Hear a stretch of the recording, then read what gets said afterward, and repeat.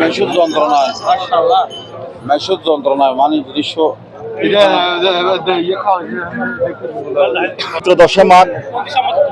দশে মাকে দরবার শরীফে এসে আসলে আহমদ মাওলার যেই হাদিয়া স্বরূপ যেখানে রাখা হয় ওখানে আসে দেখতেছি আমরা আলহামদুলিল্লাহ যেই প্রকার হাদিয়া আমরা দেখতেছি অতি মুহূর্তে প্রায় 1000-এর উপর হাদিয়া প্রায় দেখতেছি যে হাদিয়াতে আমরা পাশে আছি নজিমিয়াহাট শাখা থেকে আসছে আসলে দেখার মতন যে হাদিয়াগুলা আসলে না দেখলে বোঝার উপায় নাই যে এই হাদিয়াগুলো আসলে এখানে দেখতেছি আমরা আলহামদুলিল্লাহ অনেক সুন্দর সুন্দর হাদিয়া।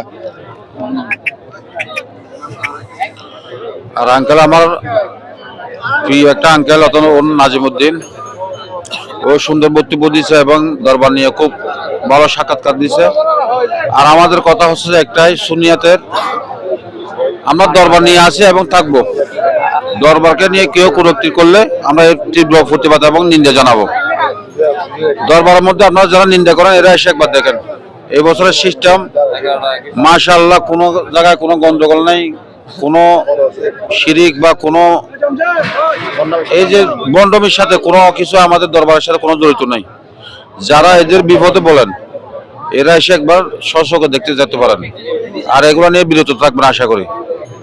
কারণ সুন্নিয়াতের আকীদা হচ্ছে যে রসুল এবং আল্লাহ রসুলের তরিকা মোতাবেক, এর বাইরে আমরা না।